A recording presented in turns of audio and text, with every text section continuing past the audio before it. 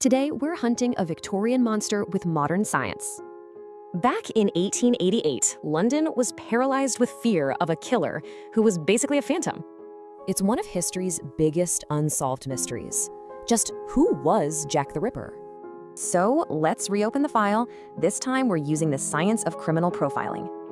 Basically, it's an investigative tool that helps predict what a criminal is actually like.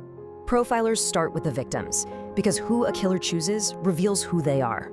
And the crime map? It's a huge clue to the killer's home turf, their comfort zone. Now this is key. You have to separate what the killer has to do from what they need to do. All right, let's apply these tools. We're going back to the autumn of 1888.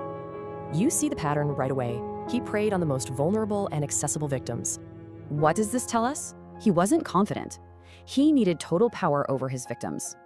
And get this, every single murder happened within just 1 square mile. So, the takeaway? The killer was almost certainly a local. He lived or worked right there. Now, this brings up a big question for profilers. Was the killer organized or disorganized? Okay, so where does the Ripper land on this chart? Let's build the profile. The profile suggests an unremarkable guy, someone you wouldn't even notice on the street. He probably had a job, maybe one that gave him the skills for his crimes. This wasn't about lust. It was about rage and a desperate need for absolute power. So our profile isn't some evil genius. It's a quiet, angry man hiding in plain sight. We still don't have a name, but now we can finally start to see the man in the fog.